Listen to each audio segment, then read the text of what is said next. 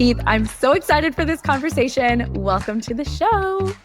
Thank you, Elle. It's great to be here and you inviting me on, even if I've never formally had the PMM title. So it's a real treat. Hey, with the work that you've been doing and the expertise that you've been driving, you are our honorary PMM. And let's be real, at most organizations, a lot of that work would be a product marketer's job anyway. So, okay, let's dive right in. I can't imagine anyone would not know this, but maybe just to get everyone on the same page, like, what is GoFundMe Pro? I'm sure everybody has probably used GoFundMe or at least seen it before, but what is GoFundMe Pro? Yeah, no, great question, because it's new, about a little less than a year old, or at least by the time we're recording this. But most simply, GoFundMe Pro is the B2B software side of GoFundMe. And so prior to being acquired by GoFundMe and rebranding last May, the company was called Classy. And Classy was a nonprofit fundraising platform based in San Diego. And so as we continue and to keep things simple, I'm going to use the word classy, particularly because was included in the product name. And also it'll kind of ground us in the moment of the time of the case study we're discussing. But GoFundMe Pro is B2B software solutions for the nonprofit audience that is part of the broader GoFundMe ecosystem. Perfect. So while most of us are probably more familiar with the traditional B2C GoFundMe, we're talking more about the B2B offering, which was Classy. So we'll stick to that for this first segment of our show, the case study segment. And this is one I'm really excited about because it's a really big rock, this huge project that you did and ran. It touches so many different things, and you were able to totally transform your customer base. You had so many big lessons coming out of it. So let's get started. Take us back in time. Walk us through when you had to drive adoption of this core product across your entire customer base. Like, give us a lay of the land of what was going on when you realized that needed to happen. Sure. Yeah. It was immediately from when I joined. So Classy was at an inflection point and eyeing the next phase of growth. Previously, over years, the company had built really strong brand equity in the nonprofit fundraising space, but was entering a new phase. And the first all hands I ever joined was the founder stepping down and handing off to the new CEO. And the first email I ever sent was announcing our Series D and commitment to double the size of our product and engineering team. And so in addition to that, like many growing companies, we were implementing a new marketing automation platform as I onboarded, refreshing the brand, the website. And so there was just a lot going on. A lot of change all at once. Yes. As anyone who's in that phase knows, it's fast-paced and all-encompassing. But the nice thing was that the org structure matched this new phase. And so they had just established a post-sales team, maybe a few months prior to me joining, and they brought me on as the first customer marketing hire. And the initial remit when I was interviewing was, when I asked, what does success look like, was we want you to build the demand gen engine into the customer base. And so that was I started on the demand gen team. But the first thing that very immediately became clear was the demand I was generating was for our product. And the first product in which this was needed was Classy Pay. And so Classy Pay was one of the company's 3 strategic priorities for the year. And it was really a foundation for all of the future product innovation to come, starting with that payment layer and building from the ground up. And so that was actually in my intro period, I actually met with one of the PMMs and just like hey, what do you do? The introduction to a new company. And she goes, hey, Keith, it's great that you're here. I'm going to be leaving to Meta here in a week. And I heard that you're going to be taking on Classy Pay. And so here's everything for that we know where we're at, and like you're gonna run point on this. And so that was how things started, within the first couple of weeks. And so I jumped into the product marketing world immediately, even if that wasn't formally kind of part of the job description or the name. A little different than what you were expecting. You're like, okay, so I thought I was going to be doing just this, driving demand, but oh, I am also now launching and driving product adoption. Okay, here we go. Yeah, yeah, which was really a gift in a lot of ways because it forced me to really dive in and get to know the product. Going to such a foundational level.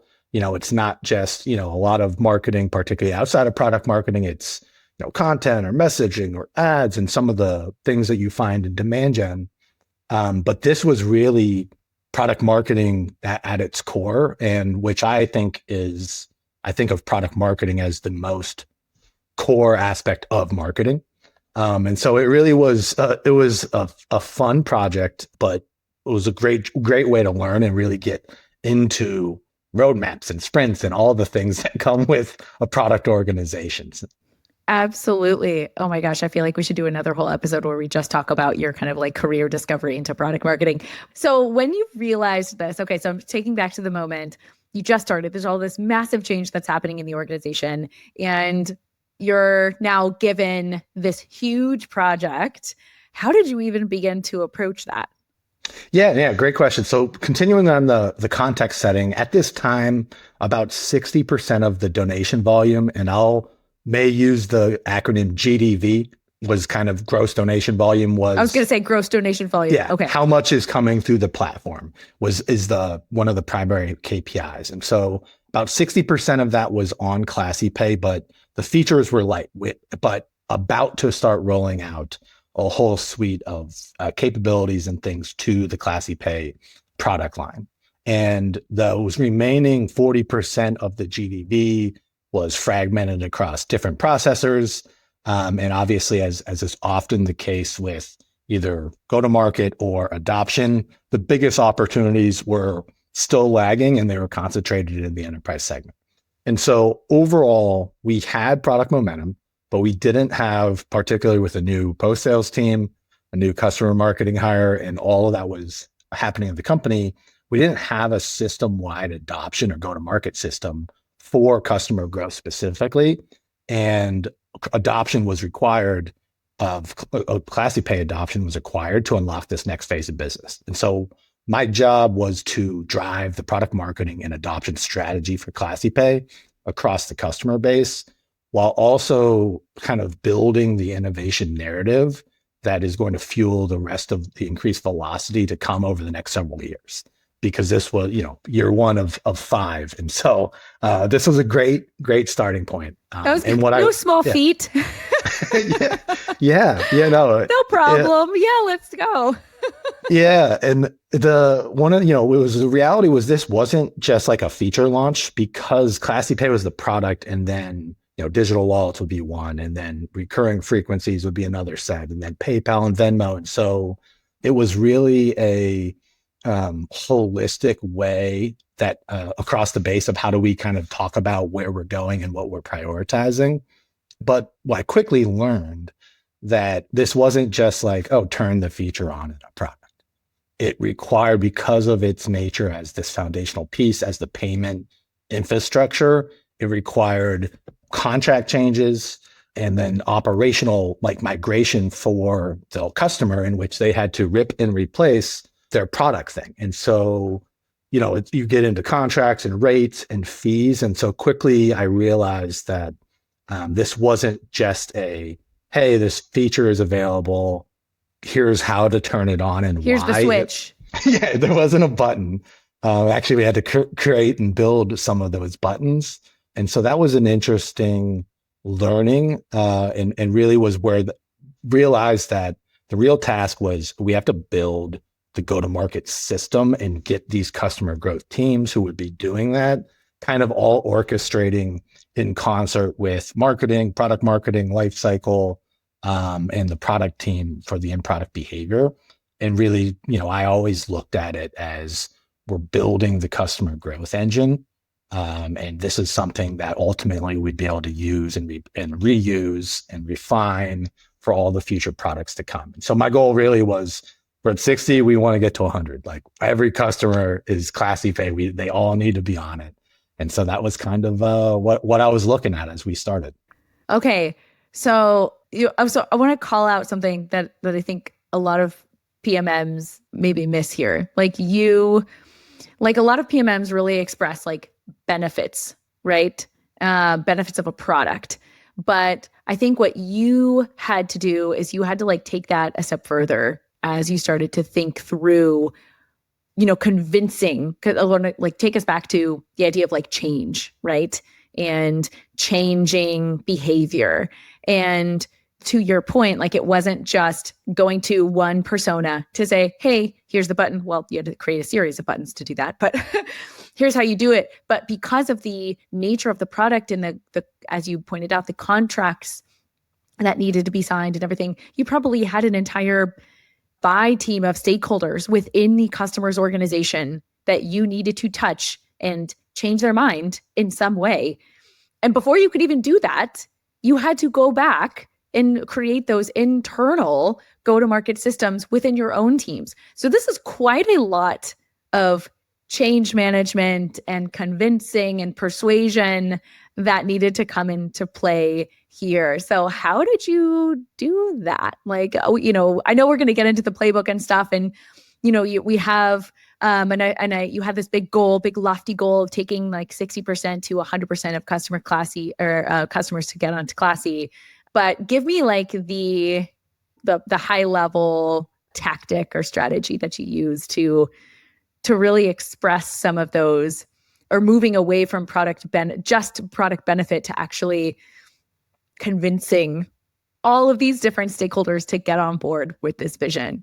Yeah, I think, one bite at a time is really the approach. Is how do you wrap your arms around all of this? And I often use the analogy of Legos, where often if I'm starting a project or figuring out a new campaign type, it's all right, let's just dump the Legos on the floor and then start seeing what are the pieces we have available, and how can we start to build a system or a framework in which it allows us to go from A to Z, and that from to component.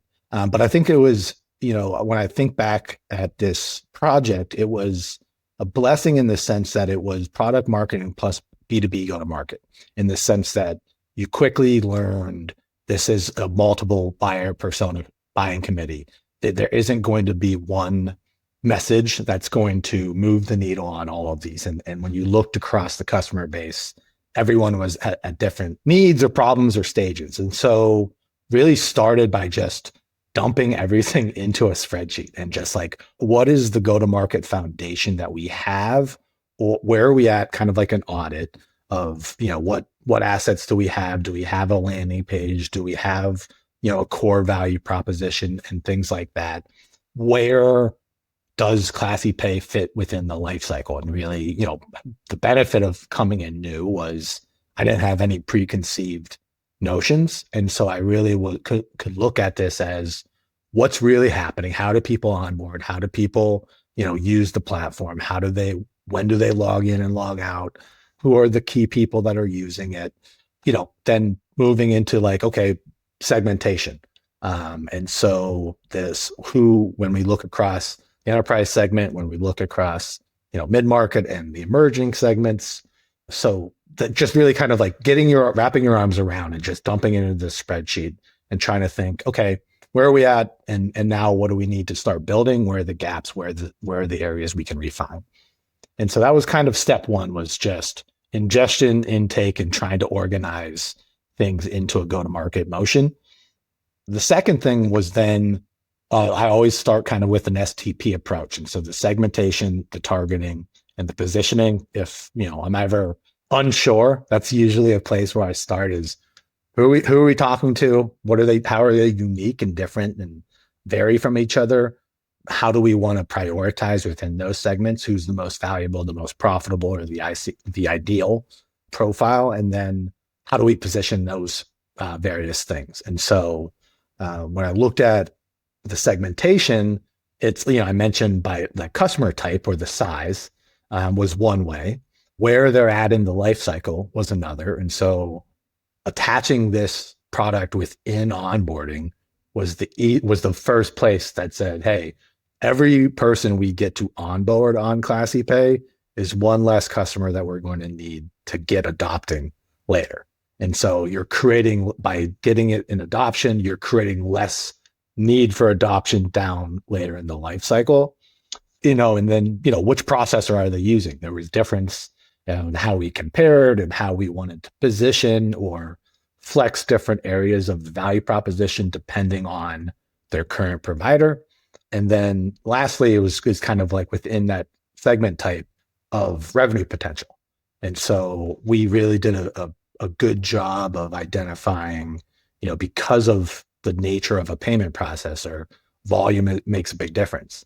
And so getting somebody who's doing, plus millions of dollars per year has an outsized impact on revenue for the company than a smaller, or even 10 or 15 smaller organizations. And so that piece of really understanding the market, and in this case, the market is just the customer base, but understanding the market where you can kind of create levels of entry points or ways to frame it, and then prioritizing and really getting clear on how do you one rock at a time. But if you can use the big rocks first, you're really establishing a more durable and a more impactful kind of way of going about it, knowing also that, those big rocks are harder and take longer. And so start the clock there and then move back to some of maybe the slower segments. And so that was kind of the initial starting point. And then once you have a lay of the land and you've kind of mapped the marketscape, it's okay, how can we position this based on what we know of who they are, what provider they use, what things matter to them in this current stage. And then, when I was doing like the demand gen, the email marketing, the launches and the messaging, we would do this over the course of the entire year. And so how do you continue to promote something without it just being a repeat of the exact same email? And so flexing between a gain, logic, fear sequence is something that I've used in my previous, the retail and financial services area. And that's a good framework of just how do you keep talking about the value, but in a way that could appeal to different people who I think in logic. Okay, great. You're going to need numbers, as opposed to somebody else who is going to be, I'm really adamant about our donor experience. And so there's how do you invite different stakeholders and different organizations in to the core value in different ways? It was kind of a key aspect of it. So that was kind of the initial starting point of, all right, how do we start to create and architect what we need to drive this adoption? I love this. I need to call out a couple things that just as you've been talking, I was taking a couple mental notes on what I wanted to call out. So one thing, and these are things that I have in my experience throughout my career, I have noticed that really strong product marketers do this. Really strong marketers in general do this. Those who first and foremost understand the business. So you made it very clear, just as you're kind of laying out this, the strategy that you took and, the task at hand, you paid very close attention to the business health and things that move the levers for the business. And you incorporated that into the strategy for Classy adoption. And then the second thing that you did, which I think is another thing that not all PMMs do. So I mentioned earlier that a lot of PMMs, when they're doing storytelling or messaging, like they focus a lot on benefits, product benefits, and they miss, I guess, the opportunity to have that emotional connection with the customer or with the buying team, not even just the target persona, the entire buying team. And I think with your framework, what did you call it? You called the gain logic fear. The GLF, gain logic fear. Is gain just logic fear. Yep.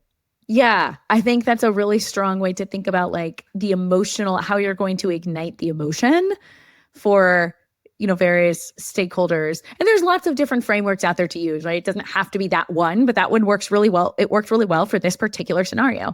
So yeah, it's just not a lot of PMMs do that, particularly ones that are, junior just in their career, just take some learning. I've probably made some of those mistakes early on in my career too. But anyway, bravo, like tremendous, I think, impact, obviously tremendous impact, that you had in building trust with your customers too, right?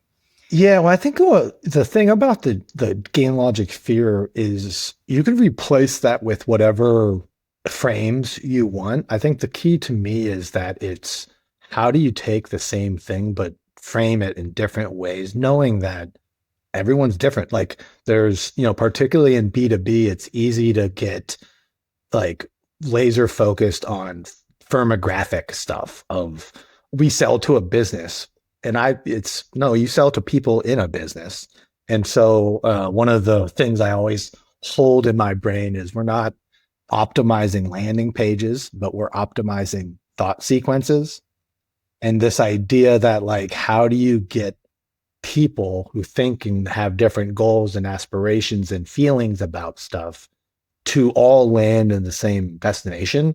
But no, how do I create the path that will bring that person along and that person along and that person along? And so that's kind of the approach. And that was really the, as we move into like, how do we take, okay, we've got the landscape and what we need. We've got our message kind of map in which we could use it. Then it's okay. Now we got to build the engine. And so this is the promotional aspect of, if we think product and positioning, and now it's okay, how do we now get this out in front of customers and all the different channels and assets and levers that we have at our disposal. And so this was really looking at this not as like, this wasn't like a launch campaign. Obviously there were launch moments, but it wasn't a years long goal of having this always on motion so that we could use running even when it's the lead car and it's the primary thing that we're promoting. But how do we create it in a way so that this engine is still on and available and plugged into when a different product is launched and gets the thing, or content or an event that it kind of gets running. Inserted into multiple campaigns that could be all kind of driving at the same time. Yes. I love that. Yes. Yeah. And so, in this stage, it's okay, how do we identify the trigger moments within the life cycle? How do we ensure that we're having, all of the assets and channels? Like, all right, we've got our email campaign running. How do we take those and elevate or reinforce them within the in-product experience? And so moving beyond the inbox where I get an email, I see it in the product, I'm now on social, all kind of reinforcing the same things. And then also, equipping the post-sales team. They were front and center, one of the primary drivers of this initiative.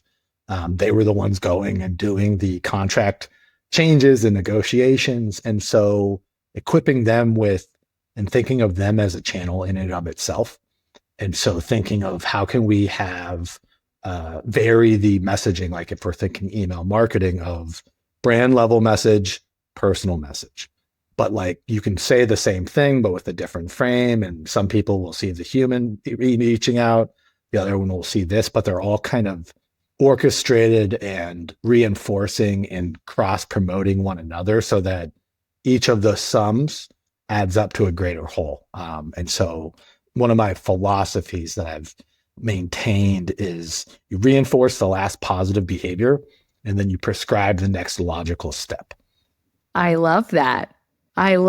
Because then you're telling them, and you probably have to say it multiple times, but it's like you're still bringing them along the journey. It doesn't just stop at, okay, I did the thing. Like I clicked the link, I pressed the button, I did whatever I needed to do. You're continuing to engage. Mm-hmm. And that's a way where how do you create the contextual entry points towards the thing? Classy pay is what we want, but okay, this behavior of a customer, oh, they logged in recently and went to the reporting page. Okay, how can we route that towards classy pay? Oh, they're launching a new campaign. Okay, we don't want to derail them from that success, but how do we tie it back to classy pay? And so that was a core kind of operating philosophy. And then how do you thinking through that of like, what's this funnel? And so really zooming out of awareness, do they even know classy pay exists? And there's, that takes time too. It's not just like, hey, we launched it. Where's the adoption?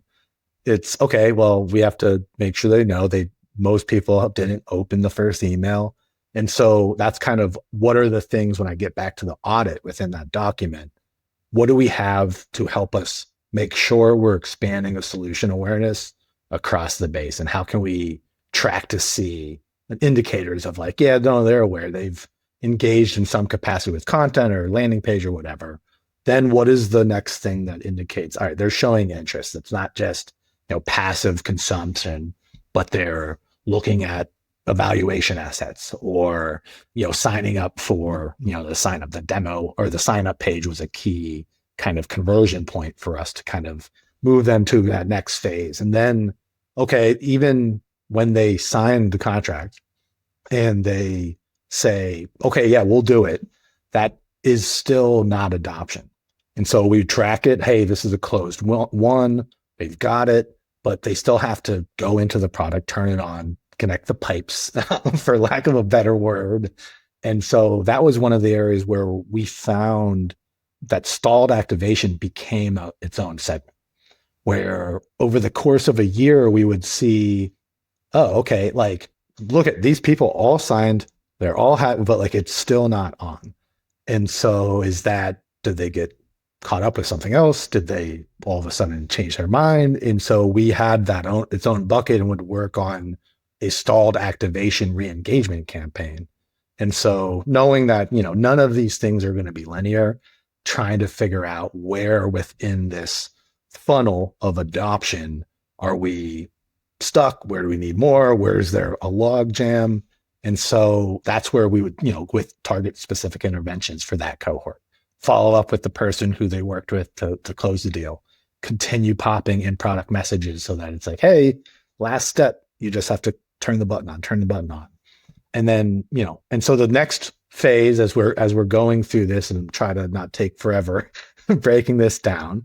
But then how do you operationalize this across the team? And so a good example of that stalled adoption was our ops team created a dashboard, Classy Pay adoption dashboard that really operationalized all these concepts of which segments, which ones, where are they at within the funnel, and put it up so everyone could see, here's our top 50 go-gets. Here's our top that are in the, implementation funnel. Here's the top stack ranked. And then you could sort it by segment, team, individual account It's a really owner. great way to get all the stakeholders kind of on the same page and making sure that everybody has access to the same metrics and we're all like speaking the same language around why we're doing this and where we need to go. Yes. Yeah. Critical. And that was a key aspect of all of this. Like, yes, I'm running the product marketing and building the engine, but like it really was because it benefited from being a strategic priority for the company is we had buy-in and alignment from all of the different stakeholders. And we would meet weekly to just talk through where are we at? What do we need? Where are people getting stuck? What are the things that you're hearing from your team that they could use help with? And so that's where things like ROI calculators were created as a output of, hey, people are cool, but we need to get them to that final, the logic-based appeal. And then, operationalizing is how do you scale this? You can't just have individual CSMs or account teams doing all of these things. And so I built a landing page that kind of became this central hub where from our email, our marketing, all CTAs would route here. If someone had our core value proposition that we spliced and promoted in a lot of different ways. And then once that happened, trigger would go to the account manager, trigger would go to ops, it would enter us into the dashboard. And so it was allowed us to kind of help accelerate the adoption with some of the more scaled motions as we were going out and just repeatedly, again, month over month over month over month. Sometimes you're tracking well, other times not, but the goal is that how do you just continue to execute on the strategy consistently, repeatably until by the end of the year you look up and things are looking good. So, okay, so you got to give us the big reveal. Like what happened? You said this is a years long project or initiative. What the initial goal was to get, you were at 60% adoption you wanted to get to. I think you said like 80, 100% was kind of the near-term, long-term target. What happened after 12 months? Yeah. So the goal was we want everyone on it. Like there was the ceiling was the roof. But by the end of that calendar year, and so coming in probably starting around May, those last 7-8 months, we ended up getting to around 88% of total GDV from 60 to 88. But then that's really good. That's less than a year. Yes. Oh yeah. It was the first few months, which was exciting because once you started seeing the engine working, then it's a matter of, okay, let's continue doing this. But that's again where you get kind of back to where we started of the segmentation and targeting, where it provided really clear visibility into where are the big rocks, where are the ones that, overall the health of adoption is looking strong, but these are the areas where we need help. And so that would orient the go-to-market or the product marketing strategy to say, oh, okay, we're running into a blocker in the evaluation stage or with the rates. And so we would, it occasionally would come up with, promotional packages of like an offer of, hey, do this now. And so all of that, by the time we're in the first, second quarter of the year, so like around a full calendar year, we had cleared 98% of all GDV. And incredible. It became the one provider with the exception of a handful of edge cases. And so really transformed. That is so cool.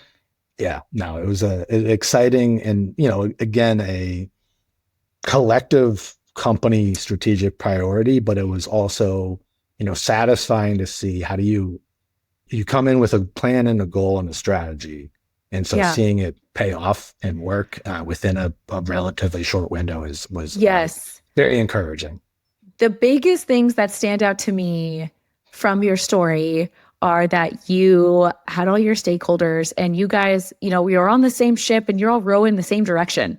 Like you are so in sync with what needed to be done every step of the way. So when you were evaluating, metrics or status or health or whatever of this initiative, you could say, okay, now we need to double click in on this particular segment or subsegment. And now we can shift our talents across the team to get this one where it needs to be. And that is it's hard to get there. It's hard to achieve that in and of itself. But then in addition to that, then the other thing that stood out to me is just your keen sense of how to build the segmentation and then how to speak to each of the segments. I think those are the biggest things that stand out to me around probably driving a lot of the success. I know that it's such a big team effort and there are probably tens and I don't even know how many people are probably involved. Maybe close to 100 internal folks. I don't know. No idea, but but it was a large undertaking. A large number of people, who helped get us there. Okay, so we spent a lot of time on the story in the case study, which is great. And you've already, I think, in just how explaining what the case study is and your entire story, we've uncovered a lot of what the playbook would be. But let's just do a mini mock coaching session right now where let's say I'm trying to drive adoption in, one of my products. And I'm like, hey, listen, Keith is the guy. He's done it. Coach me, teach me how to do it. Where do I need to start in order to achieve anything close to the level of success that you saw? Where do I get started? Yeah, great question. And so I think, I start with we want to create something repeatable. And so it's, yes, you want to adopt this one thing, but I always try to think of more system and how do we drive this transformation in revenue beyond just adoption.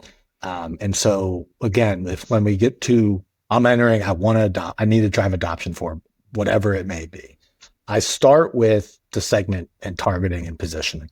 In addition to just the intake and inventory of where are we at today, just getting a real firm understanding of understanding your customer, understanding your product, and then what makes it valuable and where within that customer's experience can we start to interject or position or orient them towards this adoption frame. So really getting a lay of the land of with a customer first kind of starting. Yes, I love your perspective on segmentation. So it's not just looking at your, sales data and product data to segment your customer base, but it's almost like creating like a psychological profile to get the context of what that looks like from the customer's perspective to be in that segment. So that's really interesting. Okay, no, very core PMM muscle. So then what do I do next? Let's say, okay, I've done that step. I got a ton of insights. I got my segmentation. What do I do next? Yeah. So the first one, if I am blank, why should I? And so like we first kind of identify who am I? And that's the segment targeting position. Next is getting a feel for what you have, where they're like what assets already exist, if any. Where would you what channels do you have? What assets and levers do you have at your disposal? Some product launches and things that I've worked on, there's zero budget.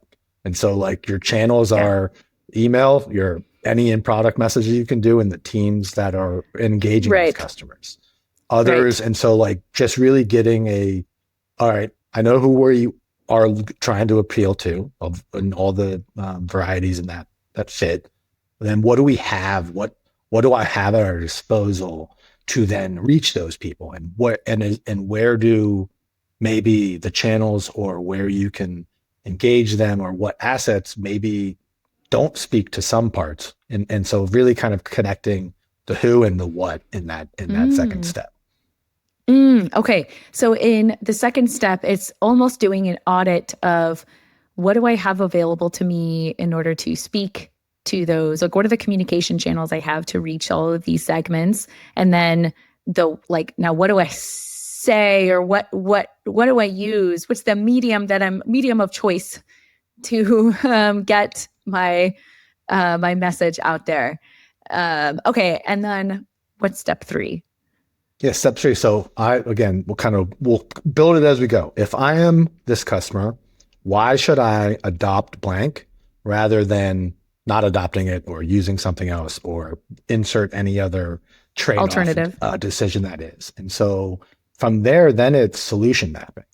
And so how do we match this right message to the right customer at the right moment and focus on who they are, whatever they're at, starting there, and then figuring out what's the path I can get them to my objective and destination. And so it's sort of like a reverse engineering of it that isn't, it's customer focused as opposed to, hey, we're going to just blast this email to everybody. Right. And here's the product benefit. Is launched. Yes. Why isn't anyone signing up? This is maybe the most important step. Yes. Because it's giving your customer, I think you said it earlier, like maybe it's not quite this, but you talked about prescribing the next step, right? This sounds like maybe it's that, like telling them where to go and how to do it. I know it's different from what you're saying because we're talking more about alternatives, but like you're prescribing an alternative to what they are currently doing in order to achieve whatever they're trying to achieve. Yes. Yeah. And it's, you could take this approach in this step, the solution mapping. You're right. It's the most important, and I find it as it's a always on iteration, which we'll kind of get to as we move through the playbook. But it's a constant, hey, this person right here, this is what's best for them. This is what's best for them. And it can apply to their life cycle, their segment, but also when you get into the different personas. And so mapping a solution of Classy Pay to a development director, or the digital marketing manager is different than doing it to the CFO or the head of finance. And totally. How do you map the solution that is inherent in the product, but framed in the way to the individual person or the state? And so the solution context mapping is everything. Is key. It's all about understanding the context of each one of your customers and their world. My world as a marketer looks different from, Joe Schmo's world as a CFO. It just looks different. So the way that they engage with their product looks different, and making sure that you're speaking their language and telling a story in a way that they're going to care to understand. Not even just, of course they can understand it, they're not rocks. Like we are all humans, we have brains, but it's more about getting them to care. And that's why we make the effort to speak in the terms of their context. Okay. So I'm doing that. You're telling the story in a bunch of, totally different ways. Again, and it's a lot of that solution mapping, which I have done so many times in my career. And it's quite a lot of work. Again, it takes a lot of time and doing some customer research and understanding, maybe even some prioritization of like which use cases I should go after first. And, I think you mentioned earlier getting some like big rocks in, and maybe those are the ones to prioritize. What do I do next? What happens after I've done the solution mapping, and is it building out, I guess, is part of that solution mapping, like building out the story for each of those? Yeah, I would solutions? say like solution mapping and then go to market to me are kind of like two sides of the same. And so you can do it in like the planning phase, but knowing that this was, an ongoing years long adoption initiative, that some of it wasn't as a straight linear, like, all right, now we have all of our solution mapped. Got it. Yes, that makes sense. Right. It was kind of, and so this is where the feedback loops become especially helpful, because it's easy for me as the marketer to say like, here's your solution team, like go forth and drive adoption. But then like where the insights and the real value was refining the solution from hearing from the sales team or the teams that are working with customers, or, the lifecycle team would be able to call out and say, hey, here's where people are getting stuck, or we're getting a lot of blank, but whatever, we can't get why. And so this was where like the refinement and also the targeting and prioritization kind of can live, because it's, you never want to, like, you have a core value proposition, but the solution and how do you make it real for the vast across the entire customer base and all the variety and ambiguity that entails. You'll need to kind of have this constant, there's a gap. And then the key was, once you could identify that in a vacuum or in a silo, how applicable is that? Oh, that's something that we can now use to enhance everything else. And so those feedback loops would be a critical aspect of the mapping, so the solution mapping component. Yeah, perfect. Okay, so we've talked a lot about feedback loops and how important that is for iteration. So coming back to your playbook for this and looking back in your career for when you were driving this initiative, I guess, like, help me understand what role AI plays in all of this. Again, like, I think at the time when you were probably driving this, of course there was AI, but it's every day it's moving so much faster. There's new tools and the tools are getting more sophisticated every day. So if you're coaching me on this, like, assume like I've done my solution mapping, like I've done my segmentation, I've got my feedback loops in place with all of my stakeholders. Now coach me on AI. Like, how do I consider AI in all of this, and what tools should I be using, and should I automate? What should I automate? What's your guidance? Yeah, it's, AI wasn't embedded into every aspect of working life back in 2021, but so it's amazing how much it's changed. And I think, to me, it's about accelerating and scaling those feedback loops. And so if you can architect the system and the engine enough, then you can take in a lot more information. So instead of that weekly stakeholder meeting where you're polling the sales or post-sales teams, you can ingest calls and identify keywords and immediately funnel those back into your messaging and copywriting way faster than, taking notes and talking to individual people. And so, and then also, when I think of the time spent researching or learning, I think there's value in doing it yourself, but there's so much that you can do in terms of research and just getting data, which is always a challenge of, we got to go into the data visualizer and stuff.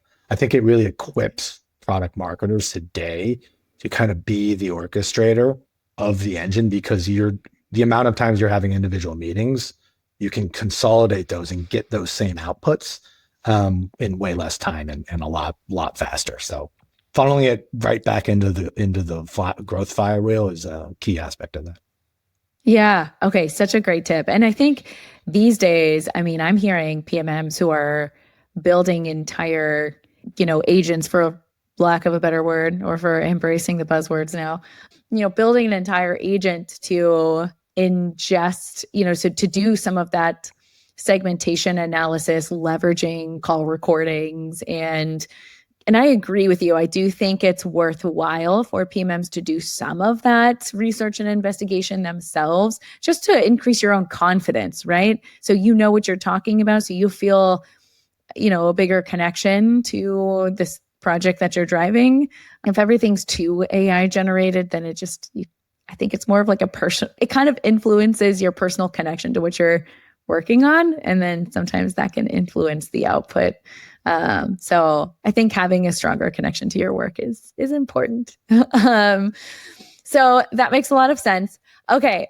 Last question for you on this topic, Keith. If you had one piece of advice for a product marketer who is out there trying to increase adoption, maybe it's like switching their customers from one product to another. Maybe it's from switching from a competitor to theirs, but they're just trying to drive adoption for their product. What's one piece of advice that you have for that PMM? I'm going to give you one super tactical and one more conceptual. And so I love it. The super tactical one that we didn't get into earlier is close the loop of value with your customers. And so once they've adopted something, that's not the end of the goal. It might be for what your objective was, but it really, I found to be very valuable is then reinforcing that the thing that customer just adopted is adding and delivering the value that you promised in the product marketing and messaging. And so by closing that loop, you are reinforcing the value and creating an opportunity where they'll say, all right, this one worked. I'm more inclined to listen to the next time they tell me to adopt something. But it also it fuels social proof and case studies and results. But Absolutely. I think it's too often we forget to close the loop with customers and move on to the next launch or adoption. And there's so much goodwill and value of closing that last loop and making sure the customer realizes the value and they're aware that they are receiving the value, because that's the end all be all that all. And it just validates their trust in you, right? And it helps to bolster that trust and it helps your relationship. And so I love that tip. I think that's so helpful. Okay, you said you had one more for me. Yeah, and then the conceptual one is just kind of know your product, know your customers, and then go to work. Everything in the middle of marketing and product marketing, it's messy and there's different goals and things you need to do. But I think if you come back to those two things, that's ultimately what matters. Like marketing and product marketing particularly is the matchmaking element between products and customer value. And so making sure that you're grounded and have both feet firmly planted in both of those, I think has served me really well, regardless of the product or the industry. And so that would be, never lose sight of either one of those sides too much, because the act of doing what we do is matchmaking between those two. I love that. And that's something that I constantly advise junior PMMs on, especially when it comes to like AI and stuff, right? Is to don't jump into an obsessing over the next shiny AI tool, or don't outsource the opportunity to know your customer and to know your product and to know your market. Because the more familiar that you are with your customer and your product and your market, the more that it will give you ideas and give you confirmation and confidence and validation on all the strategies that you're putting in place and the stories and the tactics that you're using and driving. So I could not agree more. I think that's such a strong tip. Thank you so much, Keith. This was such a good story, such a good case study. I'm excited. I want to go drive my own product adoption and put your playbook to the test. I'm sure it'll bring me some good fortune. Thanks, Alice. It was a lot of fun. Yeah. All right. So now I want to transition to the next segment of our show, the messaging critique. This is where we as product marketing experts get to analyze real world marketing. And the fun part is, Keith, as my guest, you get to pick the company that we will look at today. So let me set some quick ground rules. You're going to pick a company that either you are familiar with the target audience or you are part of the target audience. Wouldn't be fair to critique messaging on a company that we don't know anything about their customers. And then you're going to tell me, we're going to talk about what their messaging is and who they're talking to, and something that stood out really well about the messaging, something you wish the PMM would have considered differently. And then we'll brainstorm a little bit around how that PMM could take it to the next level.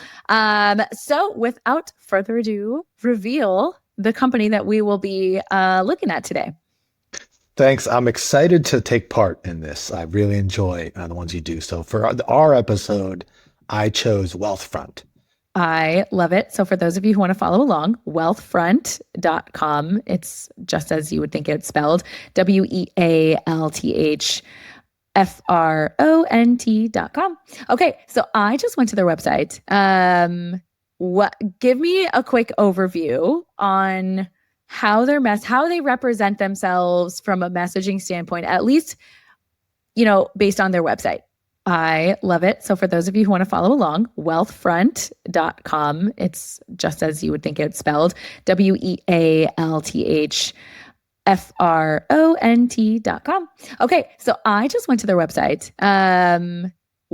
Give me a quick overview on how they represent themselves from a messaging standpoint, at least, based on their website. Their target audience would be millennials and kind of younger investors. I sit squarely within their target audience. And so it's millennials, young professionals, and people who are kind of maybe earlier in their journey. They don't have an advisor. They don't have any of the kind of more sophisticated financial infrastructure. And so I've been a customer for over 10 years now. And so it's, wow. Okay. I enjoy their product. I love their marketing, and it's been cool to see how it's evolved over the life cycle and my life cycle of, fresh out of college to, advancing in your career and how they show up in different aspects. So it's a big fan of it. And it's, but I guess last thing about them is they target like retail investors. And so they're a consumer oriented, like a B2B or B2C financial platform.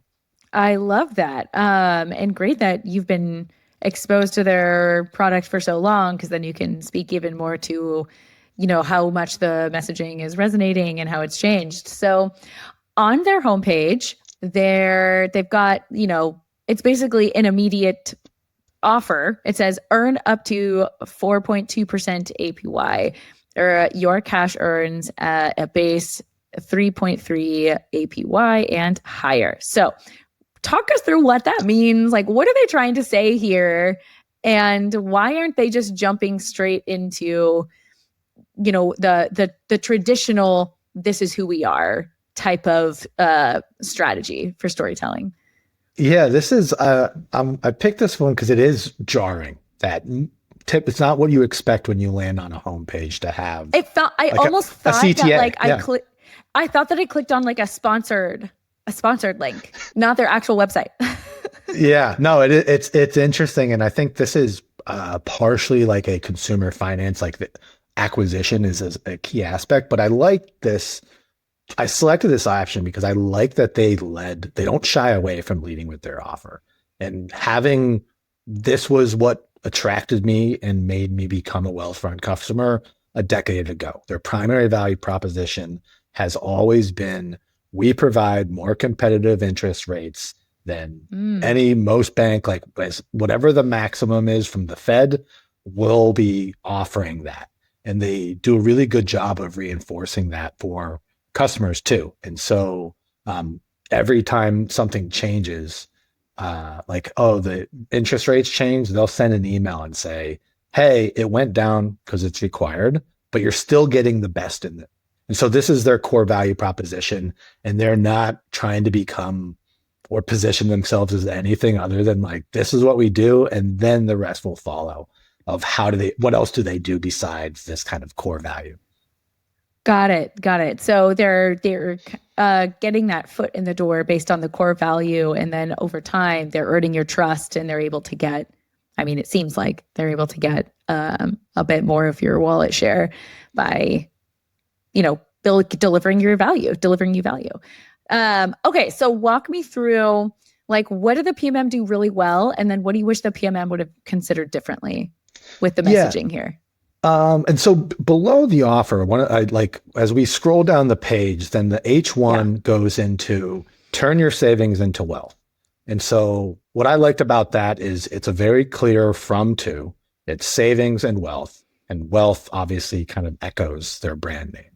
And then this more traditional kind of product marketing page, they then frame the platform and persona flexibly.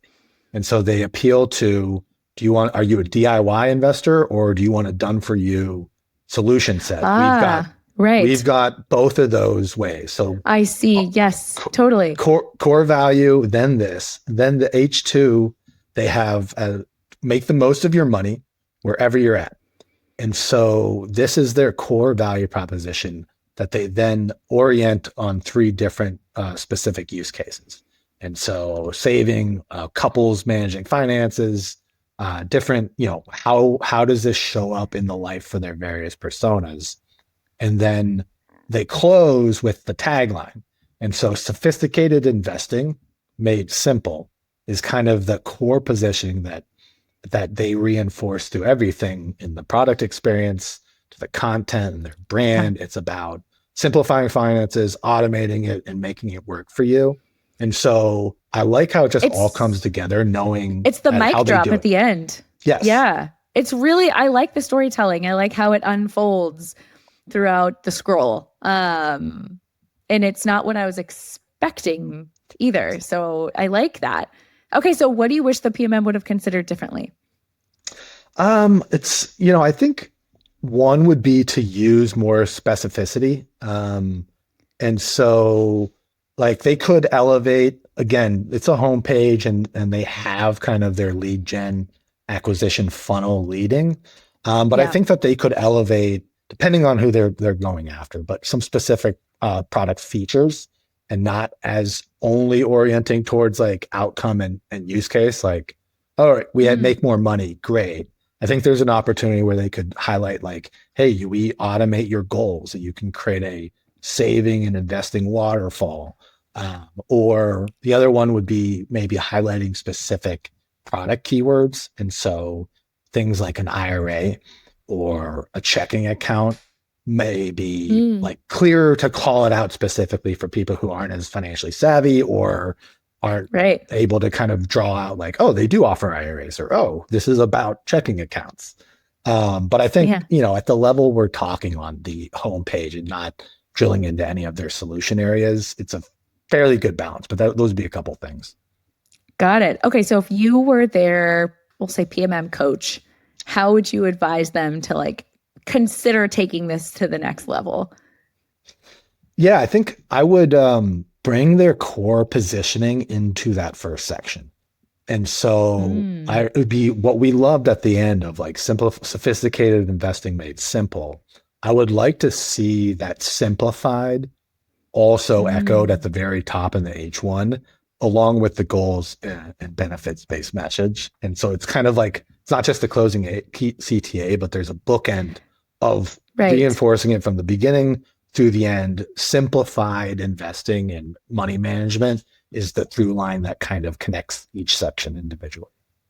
Yeah, I hear you. I agree, because I think that would help me too if I were, landing on this on the page the first time and That way I didn't immediately think that it was, a sponsored link that I clicked on. I'm like, no, I want their homepage. Oh, this is their homepage. Okay. That would kind of help clarify some of that maybe I only have that because I'm a marketer. So I recognize more of the sponsored stuff. So, but in any case, great tips and well done. Wealthfront PMMs. This is really good storytelling. And now I'm intrigued. I will, as a millennial, I will look into the product as, as something I may use. Well, save yourself. I'll give you a referral link. We get benefits. They incentivize that. So we'll follow up offline. Should we put your referral link in the show notes? Maybe. No. I wouldn't mind it if folks are learning about it through you. It's all good, all the same to me. It's I think one would be to use more specificity. And so like they could elevate, again, it's a homepage and they have kind of their lead gen acquisition funnel leading. But I think that they could elevate, depending on who they're going after, but some specific product features and not as only orienting towards like outcome and use case. Like, all right, we had make more money. Great. I think there's an opportunity where they could highlight like, hey, we automate your goals, that you can create a saving and investing waterfall. Or the other one would be maybe highlighting specific product keywords. And so things like an IRA or a checking account may be like clearer to call it out specifically for people who aren't as financially savvy or aren't able to kind of draw out like, oh, they do offer IRAs, or, oh, this is about checking accounts. But I think, at the level we're talking on the homepage and not drilling into any of their solution areas, it's a fairly good balance. But those would be a couple things. Absolutely. Fun little example. I love it. Well, Keith, one thing I like to make room for on the show is a moment of gratitude, because in product marketing, we never get here alone. We're always learning from each other and holding each other up, standing on each other's shoulders, and we're all better for it. So before we wrap up, I just want to say a genuine thank you for taking time out of your busy schedule to prepare for this conversation and to bring your expertise to the show. I'm sure it's going to be so helpful for so many product marketers. So thank you so much. Really appreciate it. Yeah, no, thanks so much, Elle. And it's a real treat. And my gratitude extends to you as well as another product marketer. I'm grateful to learn from and all the content and resources that you put out for the PMM community through your podcast and the things you're doing. So it was a real treat to be here with you. Of course. Yay. I'm so glad to hear that. And on the spirit of gratitude, this is a good opportunity to give shout outs to all the marketers, PMMs, peers, managers, and mentors that have been part of your career and really shaped the awesome marketer that you are today. This is a great chance to give them some kudos. Yeah, thanks. I have a lot because this was the crew that really taught me and showed me the ropes as I dove headfirst into product marketing as soon as I joined. So first, Tom Morris. Tom was my boss for several years on the PMM team at Classy. And actually, he was the person, when he joined, I handed off Classy Pay to him. And so he really showed me the financial and analytical side of PMM. He really digging into things like basis points. And so I learned a lot about that from him. Second would be Katie Golland. Katie is awesome and was the OG PMM when I joined. And so if there was a template or a doc or product tiering playbook, Katie's fingers were all over it. And so it was really cool to see and learning what good PMM looks like before I even moved formally to that team.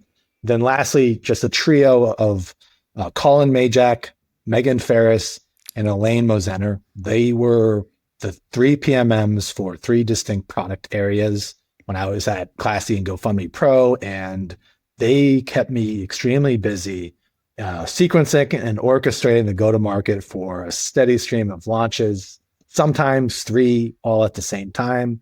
But it was really cool to see how they each owned their individual areas and approach marketing, product marketing in different ways. And so those would be my shout outs to the people that really helped shape and help me learn the ropes as I was there. I love that. And I even recognize a few of those names. So it'll be great. I'll have to go and make sure that they hear this episode, and then I'll be sharing. yeah, maybe also tap on their shoulders to be guest on the show sometime. Yeah, sure. I'll send you my referral link. There we go. Referrals all around. Okay, I promise this is my real last question for you. Where is the best to access your expertise? Should listeners just reach out to you on LinkedIn? Yep. Follow me on LinkedIn. My URL is my name. So sorry to the other Keith Blaziks out there. I have Keith-Blazik. And I'm on there talking product marketing, marketing theory, sharing pictures of my whiteboards, and occasionally making some jokes and stuff. So happy to connect and see if you want to reach out. Again, thank you so much, Keith. This was such a great story, such a great playbook. And hey, PMM listeners, if you really liked this episode, please share it with a PMM friend. I'd be so grateful if you would leave a review. It helps tremendously with our reach. And thank you so much for coming on this adventure with us today. I hope this episode leaves you with inspiration to take in the next step of your own journey.